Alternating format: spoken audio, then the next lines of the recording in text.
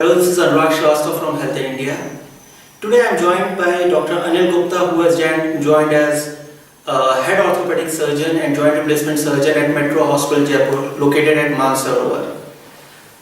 यूँ तो सभी को घूमने की प्रॉब्लम होती है, बट बहुत सारी ऐसी भ्रांतियां हैं जो आज तक हमें शायद पता नहीं चली, या हम ये सोच के घबराते हैं कि सर्जरी कितनी बड़ी होगी, उसके बाद शायद मैं कभी चल नहीं पाऊंगा।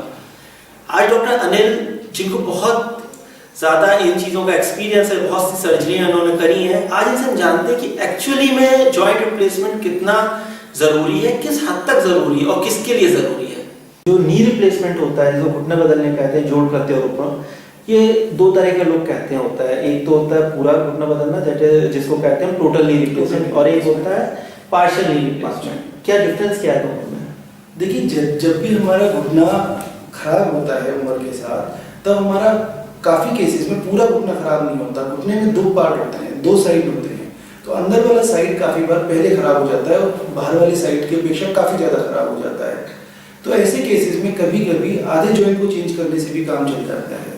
लेकिन ये पद्धति भी करीबन 10 से 15 साल पहले काफ़ी यूज़ हुई थी, लेकिन उसके बाद ये देखा गया कि ये पूरा जॉइंट आधा चेंज करने के बाद भी थोड़े टाइम बाद 2 साल, 5 साल, 7 साल बाद दूसरा भी चेंज करने की जरूरत पड़ती है, तब उसको वापस से पूरे में ही चेंज करना पड़ता है।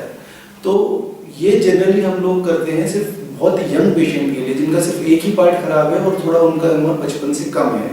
क्योंकि पूरा घुटना यदि हम चेंज करेंगे तो 15 से 20 साल बाद, 15 से 20 साल हम मानते हैं कि वो घुटना चलेगा। तो 55 से ज़्यादा यदि पेशेंट है तो सीधे हम पूरा ही घुटना चेंज करते हैं, और यदि 55 से कम का पेशेंट है और सिर्फ आधा ही घुटना खराब है, तो उन्हीं केसेस में, उन्हीं सेलेक्टेड केसेस में आजकल हम ये केस करते हैं। अदरवाइज आजकल पूरा ही घुटना चेंज करते हैं। यूनिकॉन्डाइलर नी रिप्लेसमेंट जिसको बोलते हैं, आधा घुटना चेंज करना, वो बहुत कम और सेलेक्टेड केसेस में करते हैं, पर्टिकुलर यंग पेशेंट्स में। सबसे ज़्यादा जो लोग डरते हैं घुटना बदलाने की सर्जरी कराने के लिए, वो यही होता है कि उसके बाद उनको लगता है कि वो कभी नॉर्मल लाइफ नहीं जी पाएंगे। तो इसमें कहाँ तक रुकावट आती है नॉर्मल लाइफ जीने में, और कहाँ कहाँ आपको प्रिकॉशन लेने होते हैं? देखिए, ये बात तो बिल्कुल ही गलत है कि पेशेंट नॉर्मल लाइफ नहीं जी पाता है। जब भी हमारे पास ऑस्टियोआर्थराइटिस का पेशेंट आता है, वो रादर बड़ी ही कॉम्प्रोमाइज लाइफ जी रहा होता है, ढंग से चल नहीं पाता, सीधे चढ़ना उतरने में लगभग असमर्थ होता है। जोड़ चेंज कराने के बाद लगभग 95% केसेस में काफ़ी हद तक पेशेंट बिल्कुल नॉर्मल हो जाता है। वो आराम से चल सकता है, तेज भी चल सकता है, इवन दौड़ भी सकता है। लेकिन जनरली जो पेशेंट हमारे पास आते हैं वो उस एज ग्रुप में नहीं होते कि वो दौड़ते हैं। अदरवाइज जॉइंट के हिसाब से वो दौड़ भी सकते हैं। सिर्फ हम लोग उनको मना करते हैं इंडियन टॉयलेट्स यूज़ करने के लिए और आते पाते मार के बैठने में। और वैसे तो वो जोड़ चेंज करने के बाद आजकल जो टेक्निक है उसके हिसाब से 130-140 डिग्री तक फ्लेक्शन आ जाता है और वो बैठ भी सकते हैं। लेकिन हम मना करते हैं इसलिए क्योंकि उससे जोड़ पर थोड़ा स्ट्रेस पड़ता है और उस जोड़ की लाइफ थोड़ी सी कम हो जाती है, इसलिए हम मना करते हैं। लेकिन जो पेशेंट रिप्लेसमेंट के लिए आते हैं वो अदरवाइज भी ये काम नहीं कर रहे होते हैं, क्योंकि वो अधिकतर तभी आते हैं जब वो स्वेटिंग करने में ऑलमोस्ट असमर्थ होते हैं। तो पेशेंट जोड़ चेंज करवाने के बाद लगभग नॉर्मल लाइफ जी सकता है। और जोड़ की जो उम्र है वो लगभग 15, आजकल तो टेक्निक इतनी अच्छी हो गई है कि 30-30 साल में जोड़ चल जाते हैं, लेकिन हम मानते हैं 15 से 20 साल आराम से जोड़ चलता है। और जो एक नई चीज़ सामने आई है, मे बी शायद क्रिकेटर्स जो इतना ज़्यादा ओपन हो गए हैं पब्लिक में, उसकी वजह से सामने आई है, वो है स्पोर्ट्स इंजरी। पहले तो लोगों को चोट लगती थी तो पता चलता था अच्छा जी वो क्रिकेटर या वो प्लेयर जो है वो बाहर हो गया जी टीम से चोट की वजह से। आज वो पूरी चीज़ एक्सप्लेन कर देते हैं कि उनकी लिगामेंट इंजरी हुई है या कोई चोट लगी है, तो वो हफ्ते 10 दिन के लिए गए, फिर वापस आ गए, प्रॉपर खेलना भी शुरू कर देते हैं। ये किस तरह से इनकी इलाज होता है इन चीज़ों का? देखिए, जैसे जैसे साइंस एडवांस होती जा रही है, हमारे पास सभी चीज़ों के सॉल्यूशंस आते जा रहे हैं। पहले कभी जब चोट गिरने से या स्पोर्ट्स में चोट लग जाती थी, लिगामेंट इंजरी हो जाती थी, तो उनका बहुत अच्छा इलाज नहीं था। लेकिन आज आर्थ्रोस्कोपी से उनका बहुत अच्छा, लिगामेंट जो टूट जाते हैं उनको ऐसे कैसे दूसरी जगह से टिश्यू लेकर लिगामेंट को रिकंस्ट्रक्ट कर देते हैं। और वो इतना अच्छा इलाज आजकल उपलब्ध हो गया है कि वो लगभग नॉर्मल जैसा लिगामेंट जैसे काम करने लग जाता है और वो पेशेंट वापस से अपनी पुरानी स्पोर्ट्स एक्टिविटीज यूज़ कर सकता है। तो इसलिए आज स्पोर्ट्स मेडिसिन में बहुत सारा इनोवेशन आ गया है। लिगामेंट इंजरी के बाद जो लोग पहले सोचते थे कि अब तो खेलने का तो करियर ही खत्म हो गया है, अभी पेशेंट बड़ी आराम से खेलते हैं, पूरा नॉर्मल अपना खेलना या डांस या कोई भी एक्टिविटी अपनी चालू रख सकते हैं।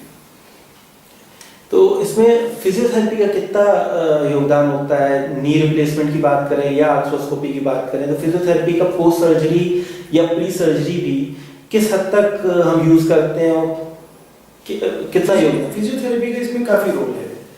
जोड़ चेंज कराने के बाद तो फिजियोथेरेपी बहुत ज़्यादा लंबे टाइम तक नहीं चाहिए होती है, क्योंकि जनरली जोड़ चेंज कराने के बाद 3 दिन बाद हम लोग चलाना शुरू कर देते हैं। तो 8 से 10 दिन बाद पेशेंट का थोड़ा दर्द कम हो जाता है, पेशेंट का कॉन्फिडेंस भी गेन हो जाता है और पेशेंट आराम से चलने लग जाता है स्टिक के सहारे, और 1 महीने 1.5 महीने बाद स्टिक भी निकल जाती है।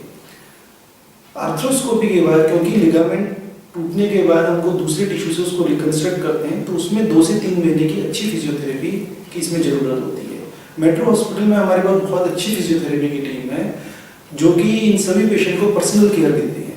तो पेशेंट आर्थ्रोस्कोपी के बाद भी 1 महीने 1.5 महीने 2 महीने के अंदर अपनी पुरानी एक्टिविटीज रिगेन कर देता है। एक और चीज जिसमें आपका मैंने अभी भी देखा था, उसमें देखा ट्रॉमा केसेस। अभी मैंने देखा मेट्रो हॉस्पिटल बहुत बड़ा इमरजेंसी यूनिट है, पूरी इमरजेंसी की टीम है, एम्बुलेंस है, आईसीयू है बहुत बड़ा। तो इसमें ऑर्थोपेडिक में क्या ट्रॉमा होता है? क्या ये सिर्फ फ्रैक्चर की हम बात कर रहे हैं कि कहीं एक्सीडेंट हुआ जी फ्रैक्चर हो गया? देखिए, ट्रॉमा 2 तरीके का होता है। एक तो अपना हाउस होल्ड ट्रॉमा, जिसमें माइनर ट्रॉमा होता है, मेजर फ्रैक्चर भी होते हैं लेकिन वो एक पार्ट पे लिमिटेड रहते हैं। इसके अलावा एक ट्रॉमा होता है जो जैसे रोड ट्रैफिक एक्सीडेंट, वो पॉलीट्रॉमा हम उसको बोलते हैं, जिसमें केवल एक पार्ट में चोट नहीं आती, 2-3 जगह से हड्डी फ्रैक्चर हो जाती है, चेस्ट में भी इंजरी हो सकती है, एब्डोमेन में भी इंजरी हो सकती है, सर में भी चोट फ्रिक्वेंटली होती है। तो ऐसे केसेस में केवल ऑर्थोपेडिक, जहाँ पर स्पेशलिटी काम कर रही है, वो लोग इसको ट्रीट नहीं कर सकते। हमें हेड इंजरी की भी मल्टी डिसिप्लिनरी अप्रोच से ठीक होते हैं।